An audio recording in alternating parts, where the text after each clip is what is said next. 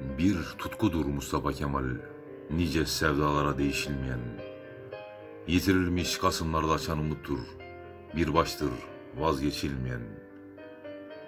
Bir inanıştır Mustafa Kemal, yurdun dört yönünde bir çağdır yaşayan. Sarmış kollarıyla çepeçevre ulusu, Sakarya boylarından Akdeniz'e taşıyan.